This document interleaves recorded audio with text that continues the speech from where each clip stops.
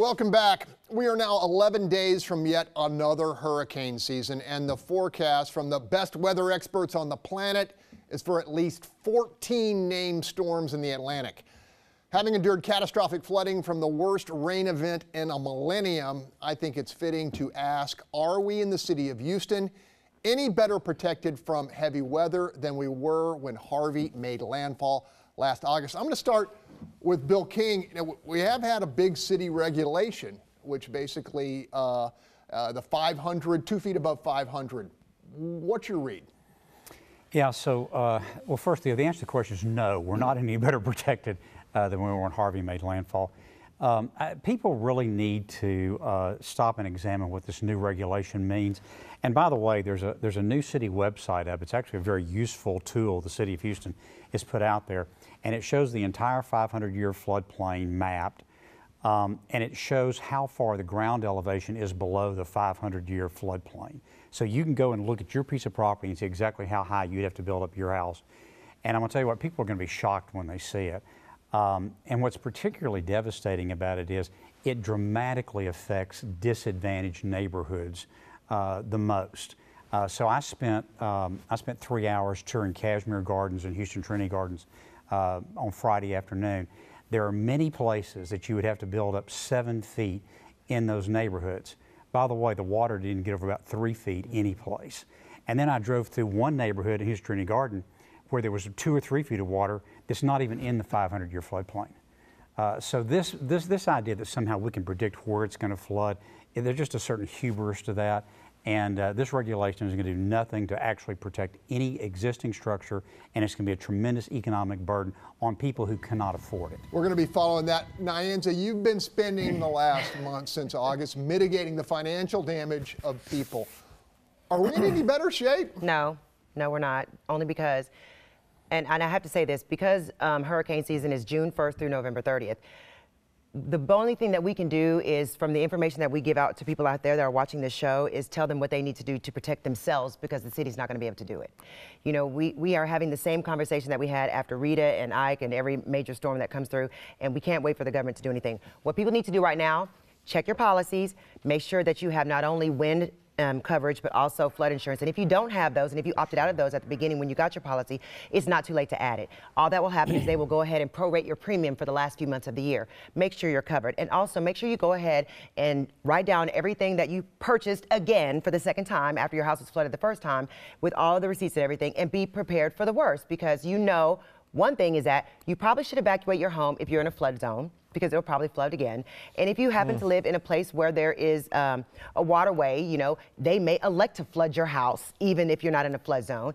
And so the best thing you can do is do your best to make sure your policy is solid, because you can't really protect your property all that much, and the city's not really going to help you do it, because according to what I just heard from my dear friend Jessica, now we have hundreds of millions of dollars available for the city of Houston, and according to what I'm reading next to Jessica is that we haven't even asked for the money. Well, let me pitch to that topic right to Jessica. Mayor Sylvester Turner and Harris County Judge Ed Emmett have joined a couple dozen other coastal mayors and county judges and once again asking Governor Greg Abbott to release money from the state's rainy day fund.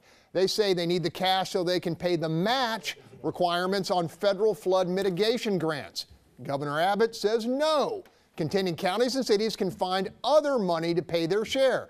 Judge Emmett and Mayor Turner say they don't have the revenue, and without state funding, risk leaving critical federal funds on the table that could protect their community from the next major storm. I'm going to Marcus Davis because this is a rainy day issue. We have our exhibit. We have paperwork. I was going to help her. But Okay, we'll let Marcus I'll talk go to Jessica. Well, look, you know, our rainy day fund is a savings account, okay? Yep. And yes, we have had an emergency, we've had disasters, and we have schools. We have a lot of reasons that we want to look at that savings account to spend. What the mayor is asking for here, and a lot of other mayors and leaders of local jurisdictions, and the county, they're asking for more money out of the rainy day fund. But what the governor has responded to, and I just want to take a minute to read it because it really lays it out. He says there's currently $500 million available to local jurisdictions for the purpose of flood mitigation, with $600 million more becoming available in August 2018. To date, the Texas Department of Emergency Management has received 0 applications from the city of Houston to access this funding, meaning there's hundreds of millions of dollars sitting on the table, quote, for your use. Furthermore, it's come to my attention that of the $50 million loaned to the city of Houston from the state of Texas in September 2017 to cover emergency costs in the aftermath of Harvey, less than $5 million has been expended. We have the money. We have access to the money. Why aren't we getting the money that we're deserved from these funds that have been allocated? Okay, look, our region has generated a third or a half of the money in the rainy day fund, and we haven't gotten any of it yet. Well, that's not right. But we have the money. We have other money available. Why spend our savings account? We got $50 million. No, I'm talking about the rainy day fund. No, that $50 million came from the rainy day fund. Look, there's a report. The city of Houston puts out a monthly operating financial report called the MOFAR, and in that report there is now a report that shows how much Harvey relief money the city has received and how much has been spent. And if I remember the numbers correctly, the last report we've gotten about $300 million and spent about $40 million. And by the way, we collect $100 million a year from Houstonians for flooding. Why isn't that money available to pay some of this match? Oh, it's not because we spend it on other things. Right. Listen, so let's make sure we put this in context. This is not just the city of Houston. This is also the county, our county, Harris County. So this is Judge Emmett, GOP, by the way, and our Democratic mayor that are both asking for our money. Yep. That's the biggest point. What is up with that? Our money. And this idea of, and first, we got to fact check stuff. Exactly. We know sometimes people write stuff, and that stuff ain't always true. So we got to find out where the loopholes is in that letter. And I'll be the first one, if those things are accurate, to go to City Hall and ask why have we not applied for the $500 million. But here's the real thing. As the leader of the state, I saw the flood. I saw the water. I see my citizens in danger.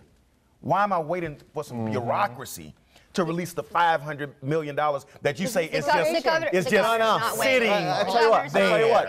Okay, I'm going to go to Bob, and then I'm going to go to Tony. Hold on. Let me go to Bob first. You guys would be the first to complain about the governor if he spent billions of dollars without any paperwork or without any funding, and it turned out that the money got wasted and not spent properly. The fact is, this is not a partisan issue. There are only 7 counties out of the 50-some-odd counties that were affected by the flood that have applied for some of this paperwork. These county administrators and city administrators need to get off their butts and get this work done. That's it. And one quick thing, Harvey was a very unusual storm. It sat there parked for 5 days, dumping over a year's worth of rain. Nothing could have prevented that flooding. Oh, please. I tell you what. Republican Governor Abbott, I got your forms. I got your forms right here, brother. I tell you what, brother. You don't think we got damage? I will drive you down personally. Clay Road by Bear Creek Park. There are still strip malls that are closed. There's some place that has a sign that says open soon. It's not going to open soon. And guess what, too? America, Puerto Rico looks like that all over the place. There's still 16,000 people without energy. Are we ready? We're not. Here's the problem, though. Puerto Rico is a colony. They can't vote out folks. They can't vote out a senator. They got no senator. You got to vote out these senators. Vote out Abbott. If you send the money or we vote you out. Gotta leave it there. Still ahead. Our panel will answer the question, what did we miss?